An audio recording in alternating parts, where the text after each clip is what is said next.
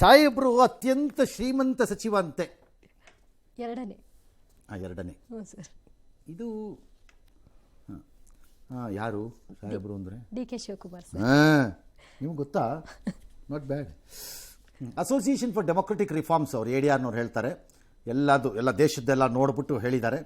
27 ವಿಧಾನಸಭೆ, ಕೇಂದ್ರಾಡಳಿತ ಪ್ರದೇಶ ಅಲ್ಲದೆ ಕರ್ನಾಟಕದಲ್ಲಿ 100 ಕೋಟಿಗಿಂತ ಹೆಚ್ಚು ಆಸ್ತಿ ಇರುವ 8 ಸಚಿವರಿದ್ದಾರಂತೆ. ನಮ್ಗೆ ಲಿಸ್ಟ್ ಸಿಕ್ಕಿಲ್ಲ ಕರ್ನಾಟಕದಲ್ಲಿ. ಒಬ್ಬರ ಹೆಸರು ಮಾತ್ರ ಈಗ ಹೊರಗೆ ಬಂದಿದೆ. ಬಂದಿದೆ. ಇನ್ನು ಉಳಿದಿದ್ದು ಯಾರು ಗೊತ್ತಿಲ್ಲ, ನೋಡಬೇಕಾಗಿತ್ತು. ನಮ್ಮವರು ನೋಡಿಲ್ಲ. ನಮ್ಮವರು ಸರಿ ಇಲ್ಲ.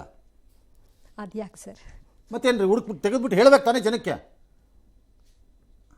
ಟಾಪ್ 4 ಅಲ್ಲಿರೋದನ್ನು ಕೊಟ್ಟಿದ್ದಾರೆ. ಮತ್ತೆ ಆಯಿತು, 652 ಸಚಿವರ ಪೈಕಿ 43 ಜನದ ಅಫಿಡವಿಟ್ ಏನೋ ನೋಡಿದಾರಂತೆ. 643.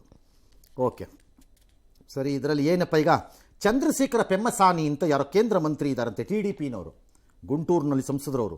5700 ಕೋಟಿ ಅವರು ಹೈಯೆಸ್ಟ್. ಡಿ.ಕೆ. ಶಿವಕುಮಾರ್ ಕಾಂಗ್ರೆಸ್ ಕನಕಪುರ 1413 ಕೋಟಿ ಇದೆ ಅಂತ ಅವ್ರು ಆಸ್ತಿ ಅಂದಾಜು ಮಾಡ್ಕೊಂಡಿದ್ದಾರೆ. ಅದ ಕಡಿಮೆ ಘೋಷಣೆ ಮಾಡ್ಕೊಂಡಿರೋದು. ಘೋಷಣೆ. ಚಂದ್ರಬಾಬು ನಾಯ್ಡು TDP ಕುಪ್ಪಂ 971 ಕೋಟಿ. ಚೀಫ್ ಮಿನಿಸ್ಟ್ರು ಮೊನ್ನೆ CM ಪಟ್ಟಿಯಲ್ಲಿ ಬಂದಾಗ ಇವರೇ ಫಸ್ಟ್ ಇದ್ರು ಸರ್. ಈಗ 3ನೇವ್ರು ಆಗ್ಬಿಟ್ರಾ? ಹೌದು, ಸಚಿವರ ಲಿಸ್ಟಲ್ಲಿ 3ನೇವ್ರು. ಒಳ್ಳೆ ಬಿಡ್ರಿ, ಒಳ್ಳೇದಾಯ್ತು. ನಾರಾಯಣ ಪೊಂಗೋರ್ TDP ನೆಲ್ಲೂರಿನವರು, ಅವ್ರಿಗೆ 824 ಕೋಟಿ ಹಾಕಿದ್ದಾರೆ. ಇರ್ರಿ ಇಟ್ಕೊಳ್ಳಿ ಅಂತ. ಆಮೇಲೆ ನಮ್ದು ಬೈರತಿ ಸುರೇಶ್ ಹೆಬ್ಬಾಳ ಕಾಂಗ್ರೆಸ್ ಮಂತ್ರಿಗಳು ಕರ್ನಾಟಕ 648 ಕೋಟಿ. ಅಲ್ಲ ಹೆಂಗ ನಮ್ಮ ಏರಿಯಾ MLA 5ನೇ ಸ್ಥಾನದಲ್ಲಿದ್ದಾರೆ. ಮಾಡಿದ್ದಾರೆ, ಎಲ್ಲ ಬಿಸ್ನೆಸ್ಸಲ್ಲಿ ಮಾಡಿದ್ದಾರೆ. ಇದು ನಮ್ಮ ಪ್ರಾಬ್ಲಮ್ ಏನಂದ್ರೆ ಹಿಂಗೆ ಬಂದ್ಬಿಟ್ಟಾಗ ಕಂಗ್ರ್ಯಾಚುಲೇಷನ್ಸ್ ಹೇಳಬೇಕು, ಬ್ಯಾಡವು ಅಂತ ಕನ್ಫ್ಯೂಸ್ ಆಗ್ಬಿಡುತ್ತೆ ಈಗ.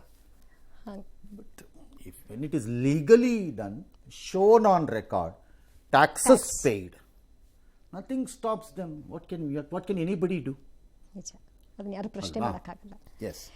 ಚಿತ್ರದುರ್ಗ ಕಾಂಗ್ರೆಸ್ ಶಾಸಕ KC ವೀರೇಂದ್ರ ಪಪ್ಪಿ ಅವರನ್ನು 4 ದಿನ ಪೊಲೀಸ್ ಕಸ್ಟಡಿಗೆ ಒಪ್ಪಿಸಲಾಗಿದೆ. ಪೊಲೀಸ್ ಕಸ್ಟಡಿ ವೇಳೆ ಕೆಲವೊಂದು ನಿಯಮಗಳನ್ನ ಪಾಲಿಸಬೇಕು ಅಂತ ಕೋರ್ಟ್ ಸೂಚನೆ ಕೊಟ್ಟಿದೆ. ಇನ್ನು ಆನ್ಲೈನ್ ಬೆಟ್ಟಿಂಗ್ ಆಪ್ಗಳಿಂದಲೇ 7,000 ಕೋಟಿ ಹಣ ಗಳಿಕೆ ಮಾಡಿರುವುದು ವೀರೇಂದ್ರ ಪಪ್ಪಿ ಮಾಡಿದಾರಂತ. ಹಂಗಾರೆ ಅತಿ ಶ್ರೀಮಂತರ ಪಟ್ಟಿನಲ್ಲಿ ಇಲ್ಲ ಇವರು. ಇದಂತ ಅಧಿಕೃತವಾಗಿ ಅವ್ರು ತೋರಿಸ್ಕೊಂಡಿದ್ರೆ ಇವತ್ತು ಸಮಸ್ಯೆ ಆಗ್ತಿರಲಿಲ್ಲ. ಅನ್ಅಫಿಷಿಯಲ್ ಹೇಳಿ 70 ಹಾಕೋಬೋದು ನೀವು. ಇಡಿನವರು ಕೋರ್ಟ್ಗೆ ಮಾಹಿತಿ ಕೊಟ್ಟಿದ್ದಾರೆ ಸರ್, ವಕೀಲರು ಕೊಟ್ಟಿರ್ಬೋದ್ರಿ. ಅದಕ್ಕೆ ದಾಖಲೆ ಬೇಡವಾ? ಅದನ್ನು ತೋರಿಸ್ಬೇಕಾಗತ್ತೆ ನಾಳೆ. ಆಗಲ್ಲ, ದಾಖಲೆ ಬೇಕು ಅಲ್ವಾ? ಏನೇ ಆದರೂ ಪ್ರೂವ್ ಮಾಡಬೇಕು. ವಿಧಾನಸಭೆಯಲ್ಲಿ RSS ಗೀತೆ ಹಾಕಿದ್ರಲ್ಲ DK ಶಿವಕುಮಾರ್, ಮೊನ್ನೆಲ್ಲ ಬಸವನಗುಡಿಗೆ ಹೋಗಿದ್ರಂತೆ. ವೇದಿಕೆಗೆ ಹೋದಾಗ ಮೋದಿ ಅಂದಿದ್ದಾರೆ ಯಾರೋ. DK ಎದ್ರಕತ್ತಾರೇನ್ರಿ ಬಂಡೆ, ನೀವೇನಪ್ಪ ಜನ ಸುಮ್ಮನೆ ತಲೆ ಗುದ್ದಿ ಗಾಯ ಮಾಡ್ಕತ್ತೀರಪ್ಪ. ಕತೆ DK ಬಿಡ್ತಾರೆ. ಅವಾಗಿಂದ ಏನು ಮೋದಿ ಅಂತ ಕೂಗ್ತಾ ಇದ್ದೀರಾ, ಭಾಳ ಸಂತೋಷ. ಮೋದಿ ಅವ್ರನ್ನ ಕೇಳಿ, ಅವರು DK ಅಂತ ಕೂಗ್ತಾರೆ ಅಷ್ಟೇ ಅಂದ್ಬಿಟ್ಟು ಬಂದಿದ್ದಾರೆ. ಜನ ಟಕ್ ಅಂತ ಅದನ್ನು ನೆಗೆಟಿವ್ ಆಗಿ ತಗೊಂಡಿಲ್ಲ, ಪಾಸಿಟಿವ್ ಆಗಿ ತಗೊಂಡ್ಬಿಟ್ಟಿದ್ದಾರೆ. ಏನು ಒಳ ಅರ್ಥ? ಏನು ಇಲ್ಲದೆ ಮಾತಾಡಲ್ವಲ್ಲ DK ಇಷ್ಟು ನಾಜೂಕಾಗಿ ಅಂತ. ಹಿಂಗೆ ಪವರ್ ಶೇರಿಂಗ್ ಆದ ಏನಿದು? RSS ಗೀತೆ ಹಾಕ್ತಾರೆ, ಇಲ್ಲಿ DK ಅಂತಾರೆ, ಮೋದಿ ಅಂತಾರೆ. ಏನಾಗ್ತಾ ಇದೆ? ಅದೊಂದು ಚರ್ಚೆ, ದೊಡ್ಡ ಚರ್ಚೆ, ರಾಷ್ಟ್ರೀಯ ಚರ್ಚೆ, ಅಂತಾರಾಷ್ಟ್ರೀಯ ಚರ್ಚೆ. Panel headed by Donald Trump. ಸುಮ್ಮನೆ ಬಿಡ್ರಪ್ಪ. ಇನ್ನು CM ಮುಸ್ಲಿಂ ಸರ್ಕಾರ ಇದು ಅಂತ ಎತ್ತಾಳು ಬೈದಾಕ್ಬಿಟ್ಟಿದ್ದಾರೆ CM ಈ ಸರ್ಕಾರನ. ಚಾಮರಾಜಪೇಟೆ ಗಣೇಶೋತ್ಸವದಲ್ಲಿ ಮಾತಾಡಿ ಎಲ್ಲ ಸರಿ, 28ಕ್ಕೆ ಚಾಮರಾಜಪೇಟೆಯಲ್ಲಿ ಮುಸ್ಲಿಂ ಅಭ್ಯರ್ಥಿ ಗೆಲ್ಲಬೇಕು, ಅಲ್ಲಿ ಈದ್ಗಾ ಮೈದಾನದಲ್ಲಿ ಗಣೇಶೋತ್ಸವ ಆಗ್ಬೇಕಲ್ಲ, ಆಗ್ತಿತ್ತಲ್ವಾ? ಎಲ್ಲರೂ ಸೇರಿ ಮಾಡ್ತಿದ್ರಲ್ವಾ?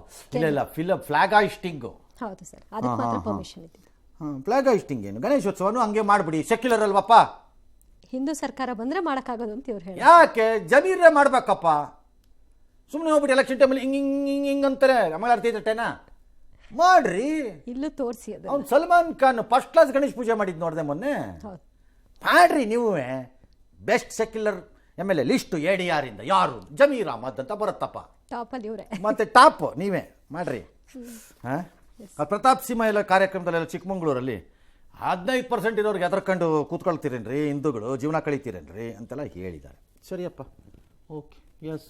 ಜೀನಿ ಸ್ಲಿಮ್ ರೆಫರ್ ಮಾಡ್ಬೇಕಾದ್ರೆ ಕಾರಣ ಏನಂದ್ರೆ ವೇಟ್ ಲಾಸ್ ಸಲುವಾಗಿ ನನ್ ಬಾಳ ಜನ ಕೇಳಿದ್ರು. ಫಸ್ಟ್ ನಾನ್ ತಗೊಂಡು ನನಗೆ ರಿಸಲ್ಟ್ ಬಂದ್ಮೇಲೆ ಆಮೇಲೆ ನಾನು ಜೀನಿ ಸ್ಲಿಮ್ ಇನ್ನೊಬ್ಬರಿಗೆ ಪ್ರಿಪೇರ್ ಮಾಡಿದ್. ಸುಸ್ತಾಗೋದು ಕಡಿಮೆ ಆಯ್ತು, ವೀಕ್ನೆಸ್ ಅದು ಏನೂ ಇಲ್ಲ, ಪೂರಾ ಹೆಲ್ದಿ ಅದೇನೆ. ವೇಟ್ ಜಾಸ್ತಿ ಇರೋರಲ್ಲಿ ಏನೇ ಡೌಟ್ ಇಲ್ಲದೆ 100% ಬಳಸಬಹುದು. ಪ್ರತಿದಿನ ನಮ್ಮ ಜೀನಿ ಸ್ಲಿಮ್ ನ ಯೂಸ್ ಮಾಡಿ ಯಾವುದೇ ಸೈಡ್ ಎಫೆಕ್ಟ್ ಇಲ್ದಂಗೆ ನೀವು ಸಣ್ಣ ಆಗ್ತೀರಾ. ಆಪರೇಷನ್ ಸಿಂಧೂರ ವೇಳೆ ಭಾರತದ ವೈಮಾನಿಕ ದಾಳಿಗೆ ಧ್ವಂಸಗೊಂಡಿದ್ದಂತಹ ನೂರ್ ಖಾನ್ ಏರ್ ಬೇಸ್ ಅನ್ನ ಪಾಕಿಸ್ತಾನ ಮರು ನಿರ್ಮಾಣ ಮಾಡ್ಕೊಳ್ತಾ ಇದೆ. ಈ ಹಿಂದೆ ಏನೂ ಆಗಿಲ್ಲ ಅನ್ಕೊಂಡಿದ್ರು, ಈಗ ಮರು ನಿರ್ಮಾಣ ಮಾಡ್ತಾ ಇದ್ದಾರೆ. ಇಲ್ಲ, ನೂರ್ ಖಾನ್ ಏರ್ ಬೇಸ್ ಧ್ವಂಸ ಆಗಿರೋದು ಅವರು ಒಪ್ಪಿದ್ರು, ಮತ್ತೆ ಸ್ಯಾಟಲೈಟ್ ಪಿಕ್ಚರ್ಸ್ ಇತ್ತು, ಪಾಕಿಸ್ತಾನದವರೇ ಒಪ್ಪಿದ್ರು, ನಮ್ಮವ್ರ ಫೋಟೋಗ್ರಾಫು ಕೊಟ್ಟಿದ್ರು, ಅಂತಾರಾಷ್ಟ್ರೀಯ ಸ್ಯಾಟಲೈಟ್ಗಳು ಅದನ್ನು ತೋರಿಸೂ ಇದ್ವು. ಇಂಡಿಯಾನಲ್ಲಿರುವಂತಹ ಕೆಲವು ಪಾಕಿಸ್ತಾನದ ಮೊಮ್ಮಕ್ಕಳಿವೆಯಲ್ಲ, ಆ ಮೊಮ್ಮಕ್ಕಳು ಮಾತ್ರ ಬಾಯಿಗೆ ಬೆರಳಿಟ್ಕೊಂಡು ಪತೆ ಪೆತೆ ಪೆತೆ ಪೆತೆ ಪೆತೆ ಅಂತ ಒಪ್ಪಿರ್ಲಿಲ್ಲ ಅಷ್ಟೇ. ಸಾಕ್ಷಿಗಳನ್ನ ಕೊಟ್ಟಿದ್ರು, ಒಪ್ಪಿರ್ಲಿಲ್ಲ. ಹಂಗಾಗಿ ಅದು ಡೆಸ್ಟ್ರಾಯ್ ಆಗಿದೆ. ಕಟ್ಕೊಳ್ಳೇಬೇಕು, ಅವರು ಕಟ್ಕೊಂಡಿದ್ದಾರೆ, ಕಟ್ಕೋತಾ ಇದ್ದಾರೆ.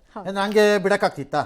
ಇದು ಹಂಪಿಯ ರೀತಿ, ಇಂಡಿಯಾಲ್ ಹಂಪಿ ಅಂತ ಒಂದಿದೆ, ಆ ಟೈಪ್ ನಾವು ಇಟ್ಕೊಳ್ಳೋಣ ಇದನ್ನ ಅಂದ್ಬಿಟ್ಟು ಇಟ್ಕೊಳಕ್ಕಾಗತ್ತಾ? ಕಟ್ಕೋತಾರೆ. ಬಾನು ಮುಷ್ತಾಕ್ ಮೈಸೂರು ದಸರಾ ಉದ್ಘಾಟನೆ ಆಹ್ವಾನ ಕೊಟ್ಟ ಬೆನ್ನಲ್ಲೇ ಇದೀಗ ಸಿಎಂ ಮತ್ತು ಡಿಸಿಎಂ ಇಬ್ಬರಿಗೂ ಕೂಡ ಮೈಸೂರು ಜಿಲ್ಲಾಡಳಿತ ಆಮಂತ್ರಣವನ್ನ ಕೊಟ್ಟಿದೆ. ಪ್ರತಿ ವರ್ಷ ವಾಡಿಕೆ ಅಂತ ಕೊಟ್ಟಿದೆ. ಹೇಳಿ ಹೇಳಿ.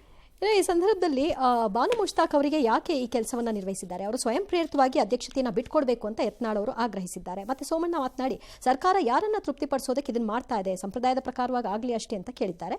ವಿಜಯೇಂದ್ರ ಅವರು ಮಾತ್ರ ದೀಪಾ ಬಸ್ತಿ ಅವ್ರನ್ನ ಯಾಕೆ ಉದ್ಘಾಟನೆಗೆ ಆಹ್ವಾನ ಮಾಡಿಲ್ಲ, ಕೇವಲ ಇವ್ರನ್ನ ಯಾಕೆ ಆಯ್ಕೆ ಮಾಡಿದ್ರಿ ಅನ್ನೋದಕ್ಕೆ ಉತ್ತರ ಕೊಟ್ಟಿದ್ದಾರೆ. Very good point. ಆಕ್ಚುಲಿ ಒಳದೇ ಇರಲಿಲ್ಲ ನನಗೂ, ಇಬ್ಬರಿಗೂ ಸಮಾನವಾಗಿ ಕರಿಬೇಕಾಗಿತ್ತು ನೀವು. ಕರೆಕ್ಟ್. ಭಾನು ಮುಷ್ತಾಕ್ ಅವ್ರದ್ದಕ್ಕೇನೆ ಅದು ಬಂದಿರೋದು. ಬಟ್ ಅದನ್ನು ಆಕೆ ಅಷ್ಟು ಕಷ್ಟಪಟ್ಕೊಂಡು ಟ್ರಾನ್ಸ್ಲೇಟ್ ಮಾಡಿ ಎಲ್ಲ ಮಾಡಿ ಅಲ್ಲಿಗೆಲ್ಲ ಕಳಿಸಿ ಬುಕ್ಕರ್ ಪ್ರೈಸ್ ಬರೋದಕ್ಕೆ ವ್ಯವಸ್ಥೆ, ಅಲ್ಲೆಲ್ಲ ಭಾಳ ಕೆಲಸ ಇರುತ್ತೆ. ನಿಮ್ಗೆ ಗೊತ್ತಿಲ್ಲ, ಅವ್ರನ್ನ ಕಾಂಟ್ಯಾಕ್ಟ್ ಮಾಡಿ ಏನೇನೋ ಮಾಡಬೇಕದು, ಅದೆಲ್ಲ ಮಾಡಿ ಎಲ್ಲ ಆದಮೇಲೆ ಬಂದಿರೋದು. ಪಾಪ ಇಬ್ಬರಿಗೂ ಒಟ್ಟಿಗೆ ಅಲ್ವಾ, ಇಬ್ಬರೂ ಕರಿಬೇಕಾಗಿತ್ತು. ಕರೆಕ್ಟ್, ಒಳ್ಳೆ ಪಾಯಿಂಟ್ ರೀ. ವಿಜೇಂದ್ರ ಭಾಳ ದಿನ ಆದಮೇಲೆ ಒಂದು ಒಳ್ಳೆ ಪಾಯಿಂಟ್ ಹಾಕಿದ್ದೀರಿ. ಸರಿ. ಡಿಸಿಸಿ ಬ್ಯಾಂಕ್ ಅಧ್ಯಕ್ಷರಾಗಿ ಮಾಜಿ ಸಚಿವ KN ರಾಜಣ್ಣ ಅವರು ಅವಿರೋಧವಾಗಿ ಆಯ್ಕೆಯಾಗಿದ್ದಾರೆ. ಸತತ 6ನೇ ಬಾರಿಗೆ ಅವರ ಆಯ್ಕೆ ಆಗಿದೆ. ಆಮೇಲೆ ಮಾತಾಡಿ ಅವರು ಖುಷಿಯನ್ನು ಹಂಚಿಕೊಂಡಿದ್ದಾರೆ. ಇದೇ ವೇಳೆ ಬಿಜೆಪಿ ಹೋಗ್ತಾರೆ ಎಂದಿದ್ದ ಬಾಲಕೃಷ್ಣಗೆ ಮಂಪರು ಪರೀಕ್ಷೆ ಅವರೇ ಮಾಡ್ಕೊಳ್ಳಿ ಅಂತ ಹೇಳಿ ಕುಟುಕಿದ್ದಾರೆ. ಸರಿಪ್ಪ, ಒಂದು ಕೆಲಸ ಮಾಡಿ, ಇಬ್ರು ಬನ್ನಿ ನನ್ನ ಕಾಸ್ಟಲ್ಲಿ, ಇಬ್ರಿಗೂ ನಾನೇ ಮಾಡಿಸ್ಬಿಡ್ತೀನಿ. ಒಲಿ ಇಬ್ರು ಬಯಸ್ತಾ ಇದ್ದಾರೆ. ನಿಮ್ಮಿಬ್ರಿಗೂ ನಾನೇ ಮಾಡಿಸ್ಕೊಟ್ಬಿಡ್ತೀನಿ. ಇಬ್ರು ಬಡತನದಲ್ಲಿದ್ದೀರಿ, ಯಾಕಂದ್ರೆ ನಿಮ್ದು ಸಿರಿವಂತರ ಪಟ್ಟಿಲಿಲ್ಲ, ನೀವು ಇಲ್ಲ ಬಡವರು. ಹಂಗಾರೆ ಪಟ್ಟಿಲಿಲ್ಲ ಅಂದ್ರೆ ಬಡವರು. ಹೌದ್ರೇ, BPL ಕಾರ್ಡ್ ಅವರೆಲ್ಲ BPL ಕಾರ್ಡ್ ರಾಜಕಾರಣಿಗಳು. ಹಂಗಾಗಿ ಬರ್ರಪ್ಪ, ಇಬ್ರು ಇನ್ನೇನು ಮಾಡೋದು, ಮಾಡಿಸ್ಕೊಟ್ಬಿಡೋಣ ಅಷ್ಟೇ. ಓಲಿ ಹತ್ತ ಕಡೆ ನಮ್ದೊಂದು ಸ್ವಲ್ಪ CSR ಪಡ್ಡಿದೆ, ಅದ್ರಲ್ಲಿ ಮಾಡಿಸ್ಕೊಡೋಣ. ಒಪ್ಪಬೇಕಲ್ಲ ಸರ್ ಅವ್ರು ಮಾಡ್ಕೊಳಕ್ಕೆ? ಒಪ್ತೇನೆ.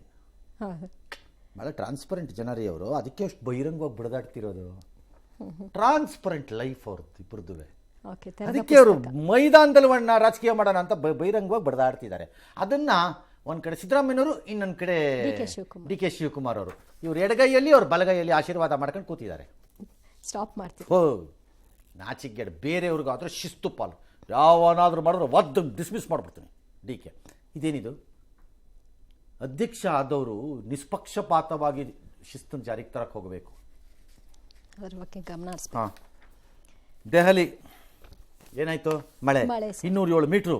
ಅಯ್ಯಪ್ಪ, ಅಲ್ಲೆಲ್ಲೋ ಮಯೂರ್ ವಿಹಾರ್ ಹತ್ರ ಜನಕ್ಕೆ ಫ್ಲಡ್ ಬಂದ್ರೆ ಅಂದ್ಬಿಟ್ಟು ಪುನರ್ವಸತಿ ಕೇಂದ್ರ ಮಾಡಿದಾರಂತೆ. ಆ ಪುನರ್ವಸತಿ ಕೇಂದ್ರಕ್ಕೆ ನೀರು ಬಂದ್ಬಿಟ್ಟಿದೆಯಂತೆ. ಅಲ್ಲೂ ಪ್ರಾಬ್ಲಮ್. ಅಯ್ಯಯ್ಯೋ, ಅದಕ್ಕಿಂತ ಬದುಕಿದೆಯಾ? ಎಲ್ಲ ಹೋದ್ರೂ ತಪ್ಪಲಿಲ್ಲ, ಸಿಕ್ಕಾಬಟ್ಟೆ ನೀರಪ್ಪ. ಇನ್ನು ಅದೆಲ್ಲೋ ಸುಪ್ರೀಂ ಕೋರ್ಟು ಮರ ಎಲ್ಲ ಕಡಿತಿರೋದಕ್ಕೆ ಸಿಕ್ಕಾಬಟ್ಟೆ ಇದು ಕೊಟ್ಟಿದ್ದಾರಂತೆ.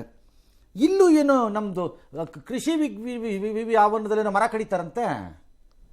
ಸುಪ್ರೀಂ ಕೋರ್ಟ್ ಲೆಟರ್ ಬರೀರಿ, ಯಾರು ಇಲ್ಲೂ ಕಡಿತಾರಂತಲ್ಲ, ಅದೇನೋ ಪುಷ್ಪ ಕೇಂದ್ರ ಮಾಡೋಕ್ಕೆ. ಯಾವ ಆಧಾರದ ಮೇಲೆ ಮಾಡ್ತಾರೆ? ಸುಪ್ರೀಂ ಕೋರ್ಟ್ಗೆ ಲೆಟರ್ ಬರೀಸ್ತೀನಿ, ಯಾರ ಕೈಲಾರು ಒಬ್ಬರು ಇಲ್ಲೂ ಕಡಿತಾ ಇದ್ದಾರೆ ಅಂತ. ಇಲ್ಲ, ಆ ಮರ ಬೇರೆ ಈ ಮರ ಬೇರೆಪ್ಪ, ಮರಗಳೆಲ್ಲ ಹಂಗೆ ಅಂದ್ರೆ ಆಯ್ತು, ಒಂದೊಂದು ವ್ಯಾಖ್ಯಾನ ಕೊಟ್ಟರೆ ಆಯ್ತು ಅಷ್ಟೇ. ಎಸ್, ದೇಶದಲ್ಲೇ ಪ್ರಥಮ ಬಾರಿಗೆ ಕರ್ನಾಟಕ ರಾಜ್ಯಾದ್ಯಂತ ಲಿಂಗತ್ವ ಅಲ್ಪಸಂಖ್ಯಾತರ ಮೂಲ ಹಂತದ ಸಮೀಕ್ಷೆ ಹಾಗೂ ಮಾಜಿ ದೇವದಾಸಿಯವರ ಮರು ಸಮೀಕ್ಷೆಗೆ ಮುಖ್ಯಮಂತ್ರಿ ಸಿದ್ದರಾಮಯ್ಯ ಅವರು ಚಾಲನೆ ಕೊಟ್ಟಿದ್ದಾರೆ. ಓಕೆ, ಏನಕ್ಕೆ ಮರು ಸಮೀಕ್ಷೆ? ಅದು ಏನೋ ಇರುತ್ತೆ, ಅದಕ್ಕೆ ಐಡಿಯಾ ಪ್ಲಾನ್ ಮಾಡಿರ್ತಾರೆ. ಬಟ್ ಎರಡೂ ತಪ್ಪಲ್ಲ, ಅದು ಒಳ್ಳೇದು, ಮಾಡಲಿ, ಏನೀಗ ಒಳ್ಳೇದು. ದಾವಣಗೆರೆ SP ಉಮಾಪ್ರಶಾಂತ್ ಅವ್ರಿಗೆ ನಾಯಿಗೆ ಹೋಲಿಸ್ಬಿಟ್ರಲ್ಲ, ಹರೀಶ್ಗೆ ಸಂಕಷ್ಟ. ಪೊಲೀಸ್ನವ್ರು ಹೋಗಿ ಅವ್ರ ಮನೆಗೆ ಹೋಗಿ ಏನೋ ನೋಟಿಸ್ ಕೊಟ್ಟಿದ್ದಾರಂತೆ. ಮೇಡಮ್ ಹೇಳ್ತಾರೆ SP ಅವರು, ನಾನೋಗಿ ಈಗ ದೂರು ಕೊಟ್ಟಿದ್ದೀನಿ, FIR ಆಗಿದೆ, ನಾನು ಮಹಿಳಾ ಆಯೋಗಕ್ಕೂ ಕೊಡ್ತೀನಿ ಇದ್ದವರು ಅಂತ. ಮೇಡಮ್ ಇದನ್ನು ಹಿಗ್ಗಿಸ್ತಾ ಇದ್ದೀರೋ ಅಥವಾ ಹರೀಶ್ ಇದನ್ನು ಹಿಗ್ಗಿಸ್ತಿದ್ದಾರೋ, ದೊಡ್ಡ ಇಶ್ಯೂ ಮಾಡಿದ್ದು ನಂಗೆ ಗೊತ್ತಾಗ್ತಿಲ್ಲ. ಇದೀಗೇನಾಗಿದೆ ಅಂತಂದರೆ, ಅವ್ರು ಹೇಳಿದ್ದು ಒಂದು ಸರಿ, ಇದು ಕಳೆದ 4 ದಿನದಿಂದ ಅಥವಾ ಇನ್ನು ಮುಂದೆ 10 ದಿನ ದಿನ ಅದನ್ನೇ ಹೇಳ್ತಿರ್ತಾರೆ ದೇಶದಲ್ಲಿರೋರೆಲ್ಲ. ಗೊತ್ತಿಲ್ಲದವ್ರಿಗೆಲ್ಲ ಗೊತ್ತು ಮಾಡಿಸ್ತಾರೆ. ಆರೋಗ್ಯ ಸಚಿವ ಅಯೋಗ್ಯ ಸಚಿವ ಆದಂಗೆ. ಈಗಲ್ರಿ ಹಳೇದು ನಾನು ಹೇಳ್ತಾ ಇರೋದು. ಪೇಪರಲ್ಲಿ ಫ್ರಂಟ್ ಪೇಜಲ್ಲಿ ಆರೋಗ್ಯ ಸಚಿವ ಅಯೋಗ್ಯ ಸಚಿವ ಅಂತ ಹೆಡ್ಲೈನ್ ಬಂತು, ಬೇಜಾರು ಮಾಡ್ಕೊಂಡ್ರು. ಆಮೇಲೆ ಒಳಗಡೆಯಲ್ಲಿ ಫ್ರಂಟ್ ಪೇಜಲ್ಲಿ ಬಂತು. ಆಮೇಲೆ ಏನಂತ, ನಿನ್ನೆ ಆರೋಗ್ಯ ಸಚಿವರನ್ನ ಅಯೋಗ್ಯ ಸಚಿವ ಅಂತ ಹಾಕ್ಬಿಟ್ಟಿದ್ವಿ, ದಯವಿಟ್ಟು ತಿದ್ದುಪಡಿಯಾಗಿ ಓದ್ಕೊಳ್ಳಿ, ಅದು ಆರೋಗ್ಯ ಸಚಿವ ಅಂತ ಫ್ರಂಟ್ ಪೇಜಲ್ಲಿ ಬಂತು. ಜಾಸ್ತಿ ಜನ ಓದಿದ್ರು. ಹಾಗೆ ಇದು ಆದಂಗೆ ಕಾಣಿಸ್ತಿದೆ ನನಗೆ. ಹೇಳಿದ್ದು ಒಂದ್ಸರಿ, ಆಗಿದ್ದು ಒಂದ್ಸರಿ, ಅದು ಇಶ್ಯೂ ಮುಗಿಬೇಕಿತ್ತು. ಈಗ 10 ದಿನದಿಂದ SP ಅವ್ರನ್ನ ನಾಯಿ ಅಂತಂದರು, SP ಅವ್ರನ್ನ ನಾಯಿ ಅಂತಂದರು ಅಂತ ಜಾಸ್ತಿ ಜನಕ್ಕೆ ರೀಚ್ ಆಯ್ತು. ಏನಪ್ಪ, ಆಯ್ತು ಮಾಡಿ, ಫೈಟ್ ಮಾಡಿ, ಯಾರು ಬೇಡ ಅಂದ್ರು ನಿಮ್ಗೆ ಇಷ್ಟ ಬಂದಂಗೆ ಮಾಡ್ಕೊಳ್ಳಿ. But I still say Harish should have said no. ನನ್ನ ಇಂಟೆನ್ಷನ್ನು ಅಥವಾ ಹೇಳಿದ್ದಿದ್ದು ಅದಲ್ಲ ಉದ್ದೇಶ, ಐ ಆಮ್ ಸಾರಿ ಅಂತ ಹೇಳಬೇಕಿತ್ತು.